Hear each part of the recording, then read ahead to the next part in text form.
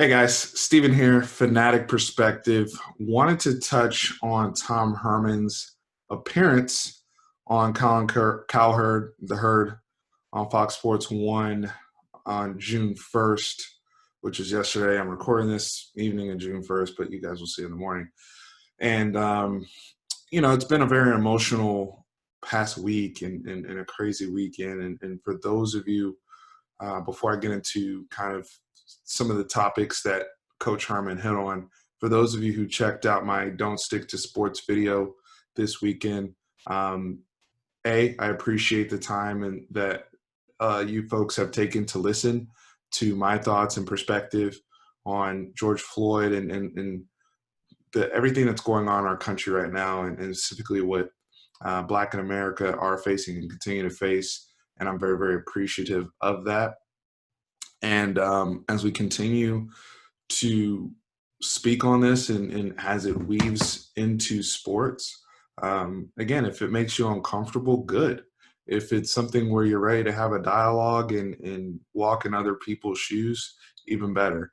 And if this is no longer a form you see fit, then good day to you as well. So as I move forward, we're going to touch on Coach Herman in the interview. But first, for our Texas fans out there, I want to give a real wonderful shout out to Boss's Ranch. I have a bottle right here, Red River Ranch. I normally have the regular ranch as well, but my wife punished that because she doesn't like spicy. But this Red River Ranch flavor is tremendous, guys. And again, small business out here with the hurt of the pandemic and everything going on. HEB has been a tremendous partner. You guys can find them exclusively at HEB and the cold produce section. Go get you some Boss's Ranch. So Coach Herman, and I'm going to start off with the clips that have been shown. I watched the entire interview, but the clips that have been shared throughout Twitter and social media when Colin astutely and pointedly asked him about, hey, if I'm a parent and I'm giving you my kid, what do you tell them at a time like this? And Tom Herman said they had come off a 3-hour call with the team and the players and addressing them. And we've seen how active our players from all of the UT sports arenas, specifically as football players I'm speaking about, since I'm talking about their coach, have been very, very active. And we know emotions are on high and thoughts are on high. And he said they had come off a 3-hour meeting and really just wanted to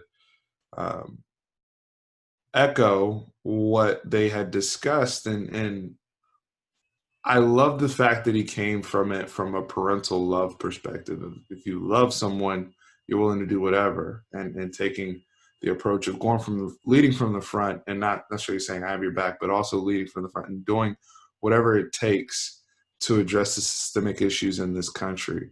Whatever it takes to make sure that the free labor of these players, especially the Black men who right now feel as though they could potentially be a threat in society and do have these anxieties about what is going on, and their worry, their fear is real, and wanting to be heard and knowing that justice will come about.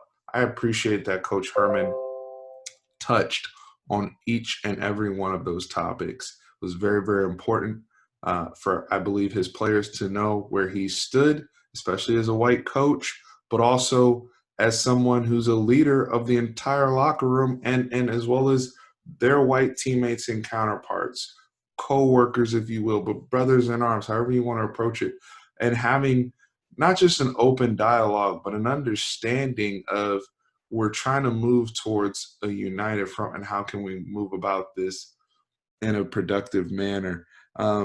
Just some quick notes that I took away and things that really hit me.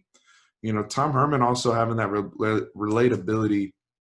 We've seen some of this through his passion, he and Michelle, their passion when it comes to domestic violence, knowing what has gone on, previously with Zach Smith and his wife, ex-wife at Ohio State, and the battles that they went through, and that being a fellow coworker and friend of his.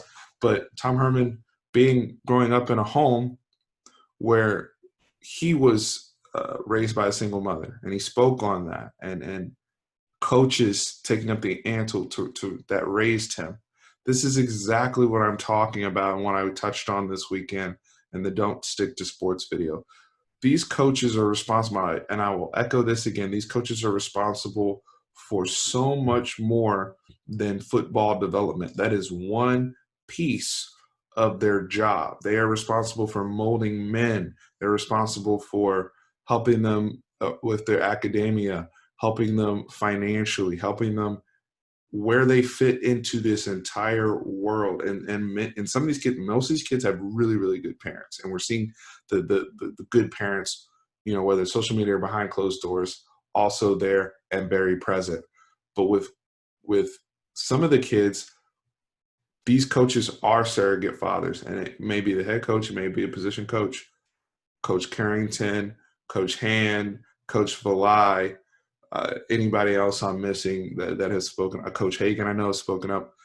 It's been it's so important, the connections and how impactful they are in these young men's lives that are 18 to 22 years old playing in $1 billion sport, playing at a landmark university.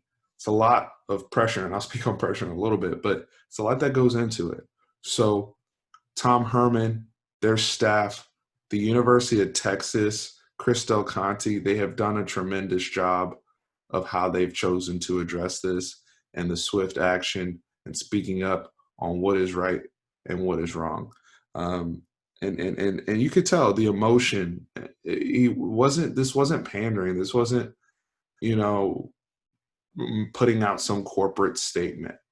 Tom was there right there with Colin. You could see the emotion from Colin Cowherd at the end of the interview when Tom Herman finally closed. But I also want to give a quick shout out sidebar to Josh Thompson, who also made a tremendous video on Twitter. Even in the Cowherd video, they spent a lot of time touching on Sam Ehlinger and him speaking out, and he's got a lot of back and forth, not back and forth, but he's got a lot of, criticism from UT fans and whatnot. But those are people who, again, view these kids as instruments of entertainment and not for who they really are. So good riddance to those folks. Now with Josh Thompson, him talking about mobilizing together and strength of numbers really resonated with me. And I even reached out to him on Twitter and mentioned that because, you could tell the brother is normally typically quiet about his business, hard worker, and he's been in this program for a long time. But for him to use his voice in that platform, it was tremendous, and I encourage more brothers to do so. And I know guys like a Jordan Whittington, like a DeMarvion Overshown have been out there, countless others on the team using their voice. Roshan Johnson as well, speaking up. I'm so proud of these brothers. I couldn't be happier, just as a fan and a supporter of the school, but also just young men in general. The kids are across college football, whether you play for OU, whether you play for A&M, whether you play for Kansas, whether you play for Clemson, I don't care. I like to see these brothers out here understanding their value, their worth, and that this is no longer an issue that can be put on the back burner. We are here. We are now. And so I'm very, very appreciative of all these guys. Now, that was, that's the important stuff. And also the last person I want to give a shout out to is John Burt, who won the Dr. Prentice Gow postgraduate scholarship, him and Allison Gibson. So, and I believe John Burt is 1 year into his master's program, and Tom Herman didn't mention this during the Colin Cowherd interview, but did mention this on social media. So again, shout out to John Burt. And that just goes into the culture, like I was talking about with developing kids. Most of the kids are not going to go to the NFL. I know I made a big deal about NFL draft and Texas getting first round picks and all that. And the kids that have those abilities and have the tape and have the health should get those opportunities moving forward. And we need, as a collective, to make sure that they're put in the best position to win at the next level as they're winning here. but majority of the kids are going to go into the professional realm or an additional realm of schooling. So John Burt is the definition of what good looks like as a student athlete and somebody that we all as fans should be proud of representing the University of Texas football as well as track and field. So on to the on the field stuff. There were three big things that Tom mentioned before they got to the serious social matters. Number one was, for me, these are takeaways. I'm not going in order, but number one was pressure. The question of, hey, you've rebuilt your staff, you've got experience, you've got a returning senior quarterback, you know, times now. You know, you recruit all these players are guys you brought in, you recruited, you brought the coaches in. Tom, you know, and he gave the same answer he typically does regarding if you're prepared, then you know you only feel pressure when you're unprepared, and you know the level of expectation within this program is always going to be at another tier internally versus externally, and so there was nothing new there that Tom Herman said, but I did get a takeaway of a sense of belief and passion, you know, dare I say the audacity that anyone on the outside could think that, you know, we're not holding ourselves internally inside the building, inside of our family to the highest, you know, unit. Now that all sounds well and good until you lose to Maryland and until you drop some games, right? Not that we're playing Maryland, but I'm saying in the past. So that level of intensity that Tom Herman answered that question with, that has to resonate and translate, to productivity on the field with these kids. No more excuses. No more excuses. Show me 2020. And I believe that Tom Herman is, I can see the belief in his eyes. Hopefully that translates to the players. And we've talked a lot about the staff changes. We've talked about Mike Irsage. You know, we've talked about Chris Ash and all this type of stuff. Now we have to see that translate, you know, and living up to those expectations that we as fans have, and he's saying that they also have internally in the building. The other thing, the other two things I want to touch on, he mentioned Samuel Cosmi as one of the returning players and their goal of him being a first-round pick. I am happy to hear the coaching staff touch on things like that. It is important for somebody like a Samuel Cosmi to, you know, health willing, to finish the mission and end up where he should be. Tom Herman clearly said if we do our job, he should go in the first round next of the 2021 draft and handle their business all the way across the board. So, you know, as a prospect, it's funny because the Pro Football Focus stuff, we're also starting to find out that Derek Kerstetter was extremely underrated and was one of the highest graded returning pass blockers. And, you know, we've had a lot of discussions here and everywhere else in the Longhorn framework of him moving to center. But Samuel Cosmi, as a prospect, has it all. Now, can he put it together and be consistent? Because I do think if he was a little bit more consistent on the back end of the season, he may have been able to leave early last year.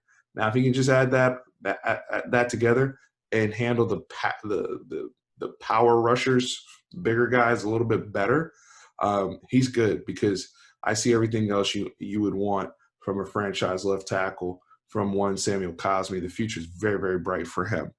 Last thing I want to touch on is just the timeline that Tom Herman provided. So he mentioned two dates. He mentioned June 8th, I believe, which is medical testing for the players, you know, making sure guys are cleared, whether it's COVID related or any other health issues that they have had. And then he mentioned June 15th of them being able to go back and officially start, according to the Big 12, within the weight room program. This is very, very important, obviously for health reasons regarding COVID-19, making sure guys are cleared, ready to go, ready to play. But also from a strength and conditioning standpoint, he mentioned the conditioning test. He mentioned the old days where they would give guys the workout packet and then they didn't see them until camp started. Nowadays, things are obviously very, very different. We have seen several videos of everybody on the team working with trainers and all these type, whether people are with Footwork King or whether people are with, Kincaid or whoever folks are working with, Sam Ellinger's house, and guys, from folks we've seen, many of them, Hook Finn was running down the street looking like a cornerback, like, but the strength and conditioning aspect comes in and from an endurance standpoint as well. I remember Anthony Joshua, making a boxing analogy right now. I remember Anthony Joshua coming over to fight Andy Ruiz, and he looked like he was in phenomenal shape. And we found out they were beach muscles. He wasn't ready to go beyond 4 rounds, right? So it's going to be very, very interesting to see. Tom Herman acknowledged that guys aren't going to be in the best shape. They already know, and I think that's important on the staff to already have that expectation in mind of, we're going to have to get creative and mold our guys into shape by the time the season starts in a different manner than what we typically do if we had normal strength and conditioning protocol in place. So, because the teams that don't do that around the country and want to try to jump back into things, or the coaches only know one way, and that's 100 miles an hour, we're going to end up with a rash of injuries very, very quickly. And the last thing I don't want to happen is to see what we saw at Maryland a couple years ago, which was a tragic situation under Coach Durkin. So, those are the type of things we have to avoid, but at all costs. And I'm glad to hear that Tom Herman, obviously that's on the mind of him and his staff and Yancey McKnight and all those guys. But at least now we have a timeline, a little bit more better timeline of how things will progress. So, guys, I'm very appreciative. Again, check out the video that I made this weekend on these issues. These are on, we're in crazy, crazy times. Whatever you believe or who you believe to, myself, I'm a Christian, and I have been trying to lean on my wife and I'm trying to lean on our faith these days to pray for healing in this world. I asked for prayers for my brother right now, who was one of the working security at a mall in DC and did fall under attack to rioters and looters in the mall. He is okay, very, very shaken, but had to retreat into the office and hide under a desk for his entire shift until police were able to come in and relieve him. So these are real things that we're all dealing with, and it's very, very layered, the pain and the hurt that's going on. And so being able to talk a little football is a healthy distraction, but at the same token, we have to have a purpose and make sure everyone's heard and really believed and heard